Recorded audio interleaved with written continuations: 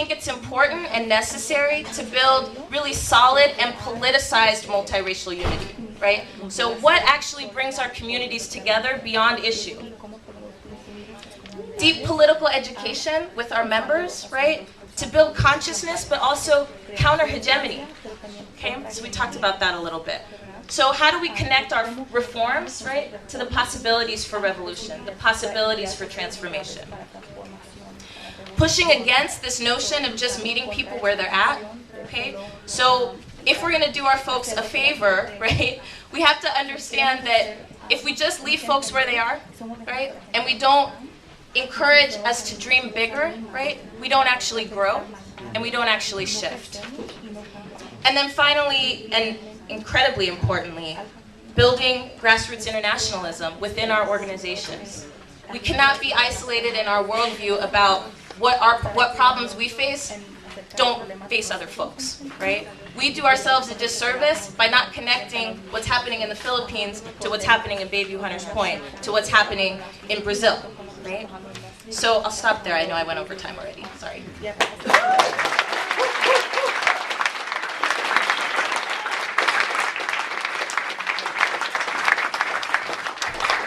So that was a lot. We know. We really wanted just to give a chance to share, to ground the richness of what Bill has to offer in what's happening here locally. And before we open up for Q&A, as we said, we're going to give Bill just a few minutes to share any thoughts he has after hearing the panel. And then Pung is walking around collecting index cards. If folks have questions they've written down they want to turn on over to him. So he'll be walking on the outside edge, so folks can just pass the card to the outside edge as Bill shares his thoughts. Yeah, thank you.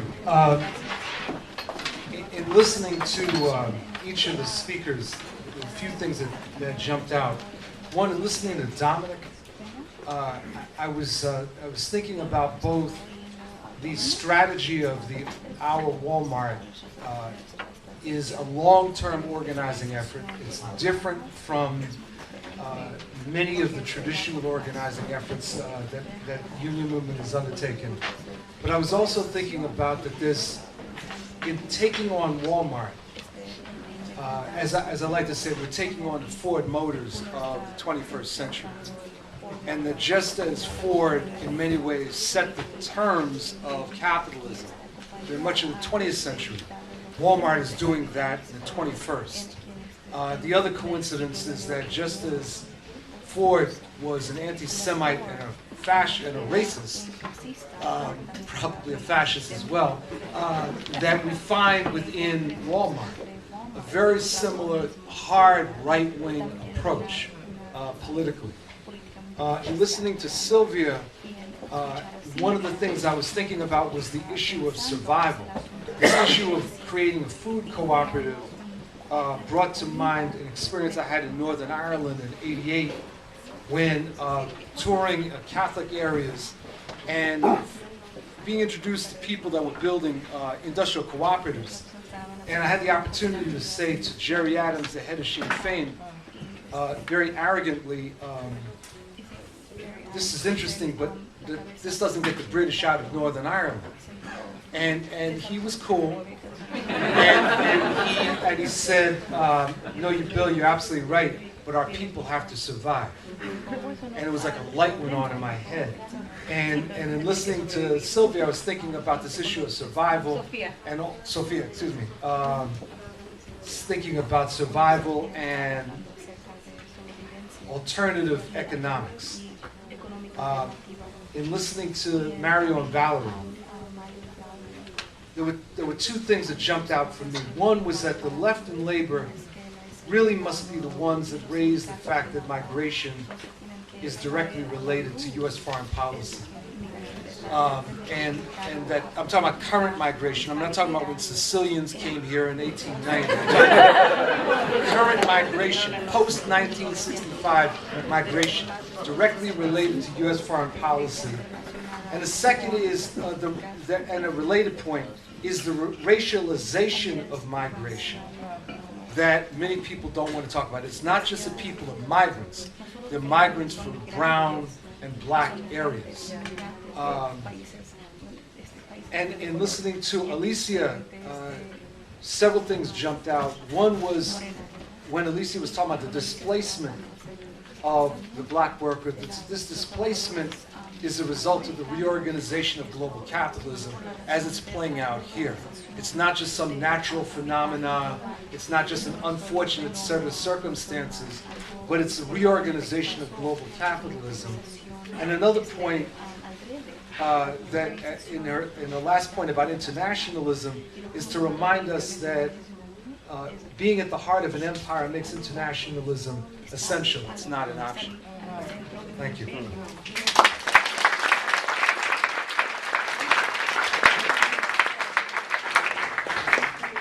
All right, folks have a lot of great questions, and there are a lot of them. And so I'm going to just, there are some questions, a lot of questions for Bill, and then a couple for the panel. So Bill, can we start you off with the first question? Sure. So when you're speaking of building a left, can you say a little bit more about what that looks like? You know, are we talking about party building? Are we talking about cooperatives? If we're looking at the labor movement related to Occupy and other economic justice movements, if we're thinking about how does the way that unions right now and the Democratic Party are very much connected, what does building a left have to do with all that, and what does it actually look like concretely?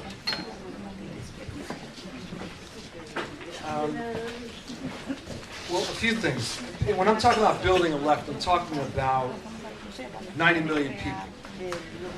And by that I mean that there have been these repeated polls over the last several years that many of us have heard about, and I think we believe that we actually dreamed this stuff up, that it actually wasn't in a poll. And maybe we just missed something. But there have been these polls that have basically indicated that roughly 3 out of 10 people in the United States are open to an alternative to capitalism or socialism. Not an alternative to socialism, an alternative to capitalism, and that socialism might be it. Now, 3 out of 10 basically means 90 million people. And most of us that are self-identified left don't ever think at the level of 90 million. We think in the levels of 3s, 4s, you know, maybe 100, maybe have a rally of 50 that's very active, right? But we don't think at the level of 90 million.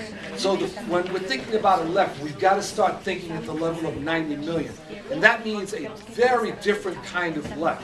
It means something that's going to be multi-tenancy, something that's easy for people to associate with, but it also means organizations. It does not just simply mean raising your hand and saying I'm a leftist. It means building institutions. And so when you say cooperatives, I say absolutely. When we heard what Sophia was talking about in terms of cooperatives, we need to be replicating this. And it's partly about survival, and it's partly about building alternatives. But the fundamental question is 90 million, right? Not 1,000. I mean, when you think about it, the Communist Party at its strongest was approximately 100,000 people, and that was very significant. But 90 million means levels of organization that we've never considered. And that changes the entire terms of discussion.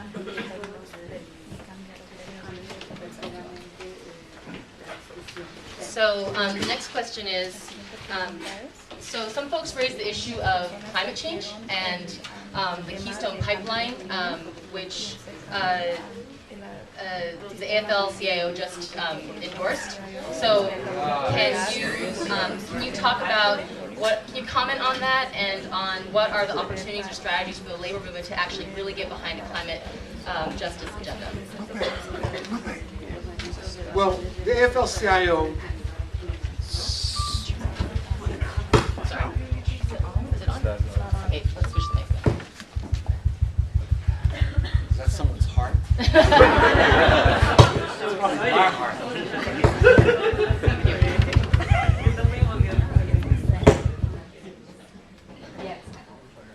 Okay. So they didn't quite endorse it. They did this very strange thing that's very AFL-CIO-ish. They basically said, you know, we're in favor of jobs, and Sorry.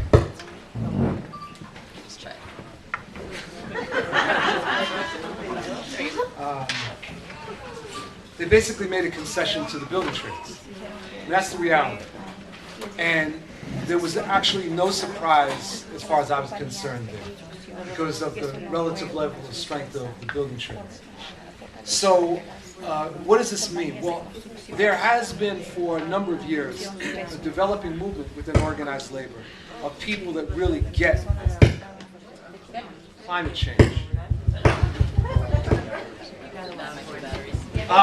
There's been a movement within the AFL-CIO and Change to Win of people that understand and get climate change.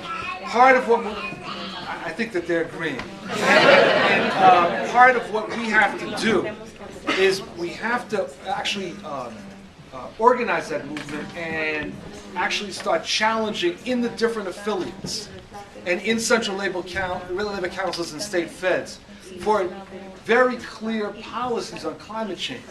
Now, part of what we're dealing with, though, is something that many people I don't think quite get, which is that in the absence of economic development strategies that say to the people of Nebraska, you're not going to get the pipeline, but there are jobs, people are going to go for the pipeline. I mean, we should just be real. You can yell and scream all you want about how people are selling out, but when people have a choice between not working and being in poverty versus working and maybe eventually dying, they're going to go for the working and eventually dying. Right? And so part of the challenge for us is, what is the alternative? We have to, I'm not asking for that, it's cynically, I'm saying we have to pose that. What's the alternative? It has to be posed. What's the alternative economic development for Nebraska? It's not enough to just simply say no to the pipeline, as much as I am no to the pipeline. It's got to be something more than that, and I don't think that sufficiently that's been grasped. So it's easy for people to say, the AFL-CIO, the betrayal. But at the end of the day, we've got to figure out what is it that we're offering. See, because the other thing, this all reminds me of an experience I had with a Saturn dealer a number of years ago, where I went in, and this was when Al Gore's film came out, Inconvenient Truth. And I was talking to this guy, and he says, I saw Al Gore's film. He said, it's interesting. Yeah, and he said, but that can't be true. I said, what do you mean it can't be true? He said, no, it can't be that bad. I said, what do you mean it can't be that bad? It's actually worse. And he said, no, it can't be that bad. And I know this guy isn't stupid, and what I realized, that what he was saying to me is that what was being presented was so horrifying, so overwhelming, and it was not clear to him what the solution was, that he was going to go into denial. Right? And so part of what we have to come up with, actually, are some very significant solutions that regular people can grasp, and that it can give them hope, that there really are alternatives. Because in the absence of that, people will go into denial. And I think that's a lot of what we're seeing, where people either just say it can't be that bad, or now increasingly we have this sort of weird religious, it's God's will, there's nothing we can do about it, because really the crisis at that level just seems so completely overwhelming. So I actually feel like that's our task as the left and labor. Okay, so we're going to just do a couple more questions. I know, I'm sorry, I have like 20 here, and we're not going to have time because we're trying to respect everyone's time here. So I'm going to try to just do two more that combine some questions. So one is, there's some folks who are raising questions about nonprofits, about the professionalization of the labor movement, staff-heavy organizing models, the age of just, organizing happens, a lot of it happens through nonprofits. And so how, given that, what is your assessment of the role that nonprofits play? How can those vehicles be used? And what would you say about, how would you respond to this trend? I think we have to distinguish nonprofits from NGOism. That one of the things that has affected many movements around the world has been the substitution of mass organizations, or substitution of NGOs for mass organizations, and in some cases for radical organizations. This is a real problem facing the Palestinian movement, for example. That much of the secular and nationalist left has been replaced by NGOs. And it's not simply the existence of nonprofits, but it's a certain kind of thinking about the kind of activity. Because in and of itself, there's nothing, as far as I'm concerned, there's nothing wrong with nonprofits. We're going to need various forms of organization, but it's when we think of nonprofits as replacing the organization of the masses. In other words, when we start thinking about nonprofits or NGOs as operating like the Seven Samurai or the Magnificent Seven, and seriously, and conducting the battles on behalf of the masses, that's when we get ourselves into a great deal of difficulty. When we start thinking about organization as being a matter of creating advisory committees to people who are working full-time for salaries, and that the only way you can be active is if you are paid, right? When we fall into that, that's when we know we're going to lose. Because you can't win any kind of social movement on the basis of people being salaried, right? It doesn't mean that we don't need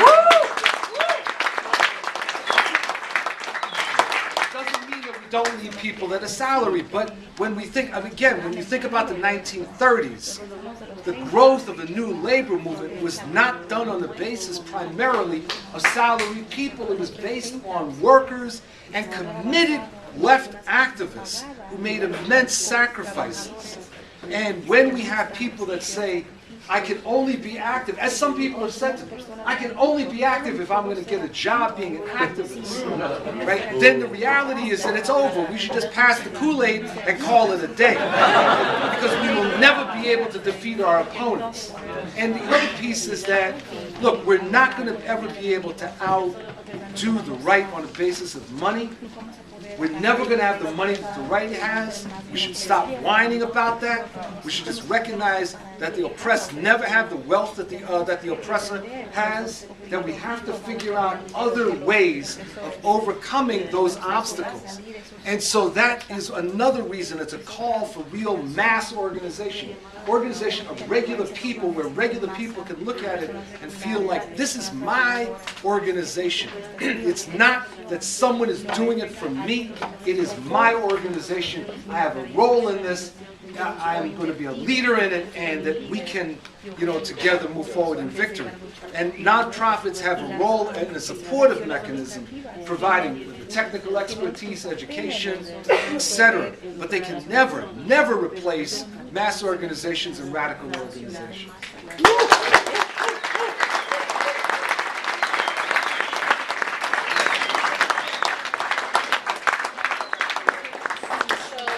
I'm really sorry we're not able to get to all the really great questions that folks had. We can give the cards to Bill, and maybe he will write a blog post that answers all the questions later.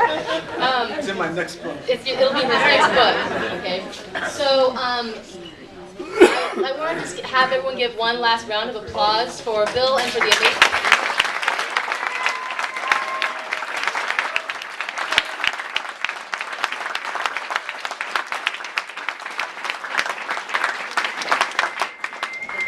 We have an important announcement from two members of Justice, Cam Kelly and Tanya Lee. Not related by blood, but related by brothers and sisters. But we're sisters. Okay, so one more time, one more opportunity. Was tonight a really great space to be here, or what? Yeah. I would agree. It's a fabulous space.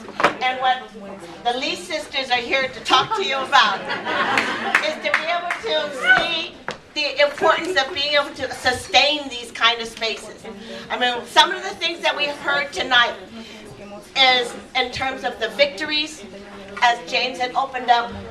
In this room, we have victories. We've got the free transit for youth. We've got people fighting for housing. We've got folks really working their butts off to preserve our community colleges in San Francisco. We've got folks working on wage theft, issues of wage theft. We've got folks working on the excluded workers, and and in terms of the initiative of being able to talk about Black Priorities Project. I mean, this is an incredible space that we've created here, and we really have to work to preserve that. When you came in today, you put a donation in the bucket out there. That's right? Did you? All right. Well, that little donation is towards bringing Bill here. And that was really important, right? Okay. So we need funds to be able to recreate this kind of space and to be able to bring Bill back and to have more of these discussions, to be able to have a discussion around transformation and really building a powerful left. But there was one thing that I heard Bill say tonight. Bill, you said that Jobs with Justice is an essential organization. Did you not? Absolutely. So, from Bill's mouth alone, we know that we really need to sustain this organization. So, for my part, I was given this green slip here, and my husband saw me filling it out, and so the two of us have made a pledge to be able to sustain this organization. And you can do whatever it is in terms of you feeling that comfortable to be able to contribute and make sure that happens. Now, Sister Lee? Thank you, Kim. All right, so I want to know how many people here believe that it takes our own independent resources to fund our own movement? Right? That's right.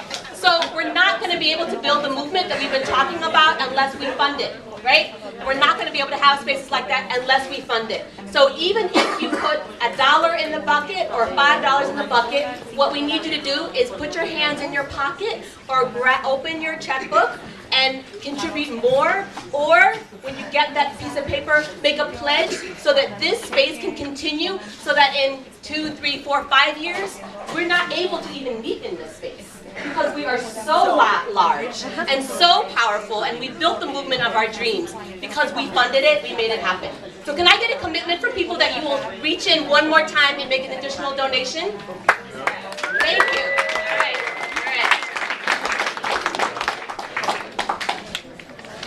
Anyone joining as a sustainer tonight? Any new sustainers? New sustainers, let's give it up for the new sustainers who are donating on So, just some final announcements as we're passing around the buckets. Just a couple more announcements before we close out, folks. Can I get everyone's attention? We're going to close out the space. Just a couple announcements. It's going to take one more minute. I know everyone's very excited to find your checkbook right now or your credit card. Don't worry, we'll give you time. We're not going to rush you out here. Okay, so the final announcement is that there's a lot of upcoming actions and events, and there's an info table out in the front with material, and please pick up the information on your way out and take a look at lots of stuff. We don't have time to announce it all, so please grab the lit, take a look on your way out. Another announcement is that the book sale is still continuing, so folks can still get their books before they leave today.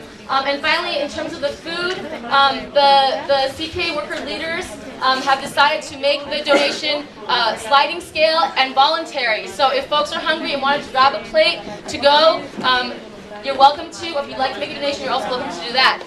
So with that, can we do one last round of applause for those who are standing against